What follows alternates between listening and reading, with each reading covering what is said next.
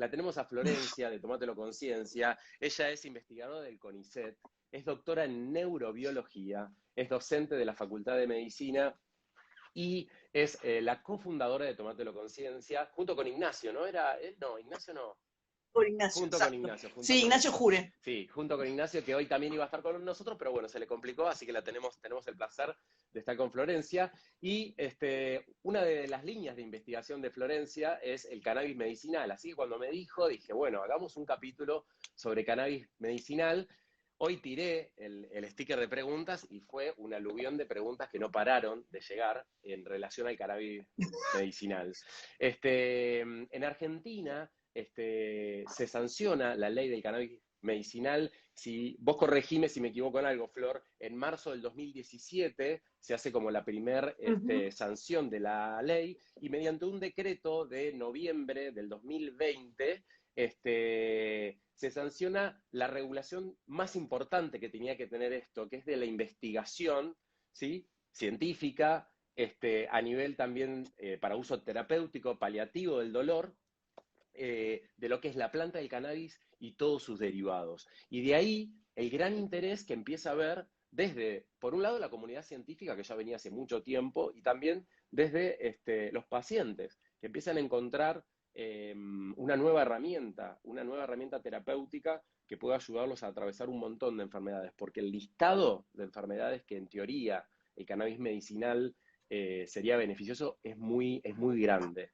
Cuando hablamos de cannabis medicinal, Flor, ¿de qué hablamos? ¿De qué estamos hablando? Bueno, es muy amplio, es muy amplio. Igual quiero por ahí hacer una aclaración que también ayuda. A partir del 2020, nosotros podíamos investigar, con ese tenía y el Bien. INTA potestad de usar cannabis para investigar a partir del 2017.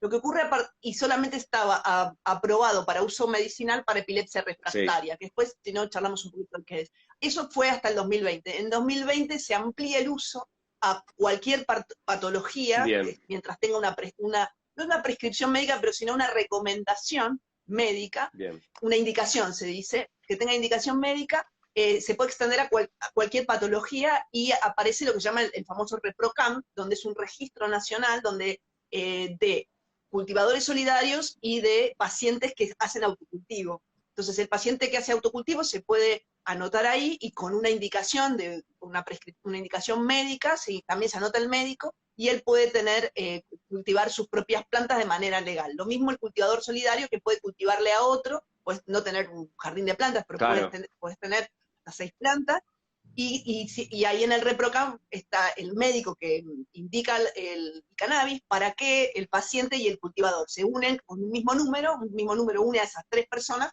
y bueno, y así el cultivador solidario puede tener sus plantas en su casa para uso medicinal. Bien. O sea que eso fue la gran revolución que se planteó en el 2020. Claro, claro. Y con esto empezar de alguna manera a empezar a que haya un estado presente en lo que es el cannabis, porque lo que se estaba viendo, si no me equivoco, era la utilización, y hoy sigue siéndolo, de productos que se venden como cannabis medicinal, que seguramente con muy buena fe de las personas que lo realizan, pero el gran problema acá es que no sabemos realmente cuál es la cantidad de los componentes que dicen tener al momento. Ni cuáles son, porque... Sí, sí. Sí, volviendo a la primera pregunta tuya de qué es el cannabis medicinal, es muy amplio, porque es utilizar la planta, la fitoterapia, utilizar la planta y las moléculas que genera la planta para usos terapéuticos. Lo que pasa es que las plantas, según la genética que tengan y el metabolismo que tengan, van a generar distintas moléculas. Los más conocidos, digamos, y los que se sabe más su uso terapéutico por el tema de la investigación, es el famoso THC, que es el tetrahidrocannabinol, que es digamos, el ingrediente psicoactivo, es el que te va a pegar, claro, digamos, ¿no? O sea, que es el ingrediente mayoritario en el porro recreativo. Ese es el THC. Las plantas tienen mucho THC, depende de la genética que tengan, y el otro es el CBD, que es el cannabidiol, que ese no pega. El CBD no es psicoactivo. Entonces, claro, depende de la planta que vos tengas. El CBD es más relajante, exacto. Después podemos hablar de las propiedades y para qué obvio. Enfermedad se elige uno u otro, pero digamos, no todas las plantas son iguales, y es importante, depende para lo que lo quiera tomar, que sepa que el aceite o el porro o el vaporizador que estoy usando, las flores para vaporizar, qué es lo que estoy realmente consumiendo, porque quizás el que me lo vende tampoco sabe, Claro. y bueno, y en este sentido también hay organismos del Estado, está el Hospital del Cruce, y hay un hospital en La Plata, donde miden los componentes de cannabinoides de los aceites. Bien. Entonces vos podés llevar, tu aceite no es muy económico, la verdad, si vos vas a medir cada aceite que comprás, te sale más caro la medición que el paquete de aceite, Claro, eso también es cierto, pero bueno, creo que hay que incentivar que por lo menos no sé, confiar en tu proveedor de aceite y que por lo menos haga una medición y vos tener idea de qué es lo que estás tomando, porque probablemente por ahí no te hace efecto, o te hace el efecto contrario, no cualquier planta sirve para tu patología. Claro, O sea, sí, digamos, está bueno que quede claro. algo de lo que vi cuando investigaba sobre el tema, porque la realidad es esto que si no estás muy metido en el tema, como que no conoces demasiado, estas plantas tienen alrededor de más de 500 componentes, digamos, de los cuales Sí. se conocen alrededor de 100, cuáles son sus efectos o qué es lo que podrían provocar, con lo cual hay un abanico y una posibilidad enorme de cosas que podría aportar esta planta, pero como bien decís vos, la genética de cada planta es cuánta cantidad de esos componentes, en más o en menos, puede llegar a producir y cuál es el efecto, y ese efecto también va a ser diferente en cada persona, ¿no? Y qué es lo que va a provocar. Algo interesante que leí al respecto y que me parece importante aclararlo, en nosotros, en los mamíferos en general, existe un sistema endocannabinoide, digamos. Hay receptores dentro de nuestro cerebro que reciben, digamos, a estas partículas del cannabis o a estas moléculas del cannabis medicinal. ¿Es digamos, el mecanismo por el cual actuaría el cannabis medicinal y desde los cuales se obtienen sus beneficios? El THC sí, o sea, como bien vos decís, hay receptores en nuestras neuronas que modulan la acción de esas neuronas para un sistema endocannabinoide endógeno, o sea, son endocannabinoides que hacemos nosotros. Y un poco la función es bajar los decibeles de la transmisión neuronal, o sea, como sería una especie de enfriamiento del cerebro, ¿no? Está transmitiendo, transmitiendo, transmitiendo, y cuando llega a un estado de alta transmisibilidad, estas moléculas lo que hacen es bajar 4 cambios a las neuronas, esa transmisión neuronal. Entonces, y eso lo hacen a través de un receptor que se llama CB1. Y el THC, que es el psicoactivo, se une al CB1. Por lo tanto, estaría de alguna manera bajando los decibeles de sistemas de transmisión neuronal en distintas partes del cerebro, dependiendo de dónde se expresen mayoritariamente estos receptores, ¿verdad? Bien. Eso en cuanto al THC, y que es el responsable, de las acciones recreativas que se llaman comúnmente del cannabis. Sí, sí. El CBD es muchísimo más complejo porque no se une a los receptores de endocannabinoides, de hecho tiene bastante poca afinidad, se une a otros receptores, interviene, digamos, en otros sistemas de neurotransmisión distintos, y es muchísimo más complejo. Bien. Se une a receptores de opioides endógenos, se une a receptores que tienen que ver con la adrenalina, con la serotonina, con un montón de otros sistemas, GABAérgicos también incluso, por eso es tan bueno para la epilepsia, ¿no? Bien. Bueno, por eso el CBD es muchísimo más complejo y aún hoy no sabemos exactamente de todos estos abanicos cuál es el preponderante en cada patología. Los pacientes lo usan y dicen que funciona, pero todavía la ciencia va como un paso atrás. Es muy raro lo que pasó en el cannabis, porque la gente empezó a hacer sus propias experiencias y es como que todo lo vemos después de que la gente ya experimentó. Es al revés de lo que pasa en cualquier otra droga, que hacemos los ensayos clínicos y después la mandamos al mercado. Ahora tenemos no ensayos clínicos porque no están estandarizados, ¿no? Cada uno hace su experiencia, pero todo el mundo está usándolo y la ciencia no tiene ni idea. Entonces recoge un poco las experiencias de las personas y bueno, y recién ahora se están diseñando trials o ensayos clínicos estandarizados, a doble ciego y bien controlados para ver si lo que dicen las personas que les pasa es verdad, si es efecto placebo. Sí, bueno, la verdad que con ahí Gabriela está obando, que ya lo repitió varias veces, aclaren que está todo en etapa de investigación. Sí, está todo en etapa de investigación. Sí hay, que después seguramente lo nombremos, un uso que ya está avalado por la FDA, con una medicación, con una dosis, con una droga que se utiliza, que después lo vamos a hablar. El resto de todo el abanico de lo que estamos hablando, como bien acaba de decir Florencia, pareciera que la ciencia está un paso atrás, porque todo eso está en investigación y la gente ya lo viene usando para todo, y la realidad es que no sabemos bien si sirve o no sirve, y ahí lo que hay que determinar es mediante un buen estudio controlado frente a placebo, que seguramente los que con tanta cosa del COVID han escuchado sobre estos estudios que son los de mejor diseño, para ver si realmente los efectos que se dicen que tienen el cannabis medicinal los tienen realmente o por ahí responden a otra cosa. Pero, Lucas, ibas a preguntar algo vos. No, me parece como súper importante esta parte que aclara Flor, porque la realidad es que todos hemos escuchado no sé si tiene que ver, por ejemplo, en mi práctica profesional, asociada por ahí a tumores de colon, cáncer de recto y demás, también la parte oncológica lo vemos mucho, pero sucede esto que dice Flor, digamos, siempre es en experiencias personal y nunca es extrapolable en estudios o en ensayos clínicos controlados que puedan ser medidas efectivamente. Y cuando hablamos de dolor específicamente, creo que va a ser muy, muy, muy difícil poder cuantificar el efecto, porque en cuanto a dolor, creo que va a ser bastante complejo.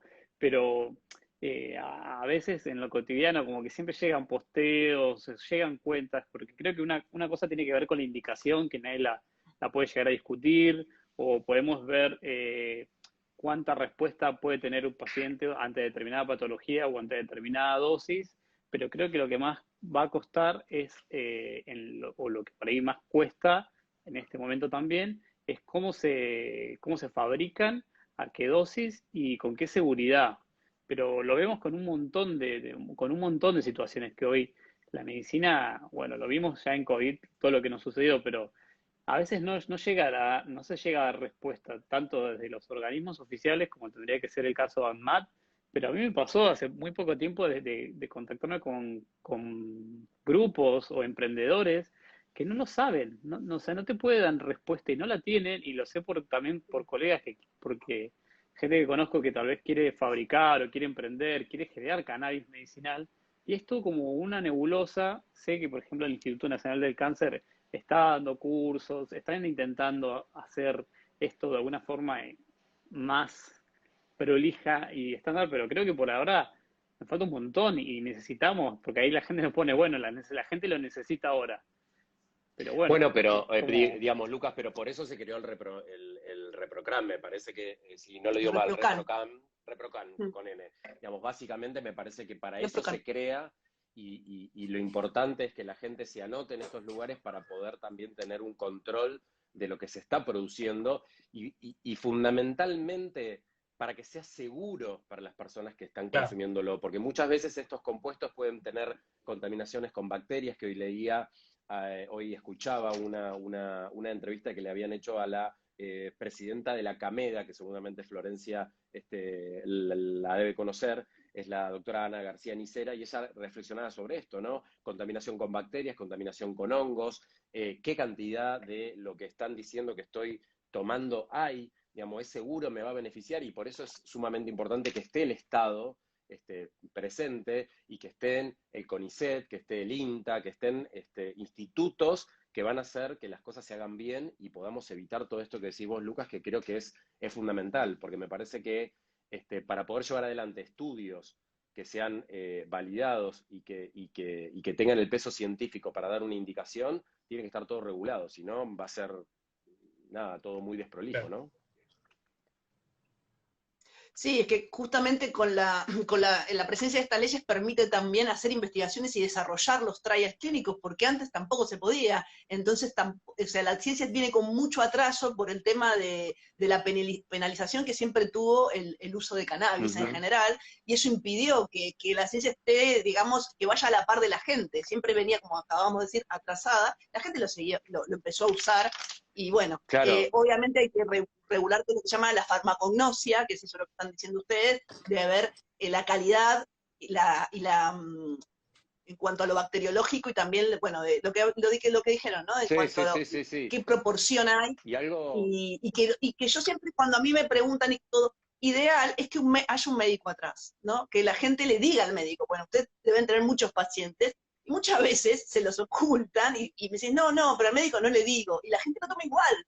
Entonces está bueno Mira, que los para un que sean montón de consumidores cosas, para un montón lo de charlen cosas. con sus médicos. mira, Flor, yo voy a dar el ejemplo que seguramente me está escuchando, le mando un beso grande a mi mamá. Mi mamá tiene fibromialgia, tiene múltiples dolores articulares, lumbares, y ella en un momento dado empezó como a dejar de tomar los analgésicos, y digo, qué raro que no está tomando tanto analgésico, no me había dicho nada a mí. Y un día me dice, yo no te quería decir nada, pero hace un tiempito me dieron un frasquito de cannabis, estoy con las gotitas y estoy bárbaro. Le digo, bueno, le digo, no pasa nada, ¿vos te sentís bien? Sí, la verdad que dejé de tomar todos los analgésicos, me sacaron todos los dolores, todas las molestias, esto que dice un poco Flor, ¿no? Es la evidencia de ella, digamos, que tomaba, Sí, sí, dormía sí, sí. mejor, los dolores. Le digo, bueno, vamos a hacer lo siguiente, vamos a contactar a un médico de Bahía Blanca, le mando un abrazo grande a Nicolás Diviase, que es un médico de Bahía Blanca que se especializa es clínico y es especialista en cannabis medicinal, está formado. Le dije de dónde mi mamá estaba obteniendo su cannabis medicinal, me dijo, quédate tranquilo, que este productor tiene un producto bastante bueno, yo lo mandé a medir y lo que dice que tiene es bastante reproducible en varias de las cosechas que hace y cuando hace el producto. Entonces, a ver, ¿está bien? No, no está bien, porque está tomando una medicación que la obtiene de un cultivador que seguramente por ahí está en el ReproCam. Yo la verdad que hasta ahí no indague tanto. Pero digo, lo que dice Flor es importante. Un médico atrás que te avale o que te ayude por lo menos a acompañarte en la toma de la medicación. Y algo importante que no quiero olvidarme. Sí, y también en tratar los posibles efectos adversos, porque si bien hay muy pocos efectos adversos, existen, depende mucho también de la concentración de cuál consuman y qué tipo de moléculas, si es rico en THC o en CBD, eso va a depender qué efectos adversos tengas y también la concentración con que tomes. Entonces, siempre es bueno que esté un médico atrás monitoreando todo lo que te vaya pasando. No le tengan miedo a los médicos, hay muchos médicos que no están de acuerdo con la medicina canábica, pero muchos otros sí. Entonces, busquen médicos. Aprovecho de dar el chivo de INCAMED, que es un instituto de médicos que hacen medicina canábica, que la tienen súper clara, y que, bueno, contáctenlos, bueno, y en la medida de lo posible tengan o sea, es un medicamento, aunque lo haga una planta, es un medicamento, o sea, que uno dice, por ahí no lo piensan que es un medicamento, porque lo sacan de sus plantas, entonces es como que es raro también eso. Uno no cultiva ibuprofeno, ¿no? Entonces es como raro Claro. la relación Es que eso es lo con que el termina cannabis, sucediendo, ¿viste? pero es un Para una medicamento y vacuna, necesita supervisión médica. a la Sí, vacuna para el COVID, las vacunas para el algo, COVID algo, algo súper cuestionadas.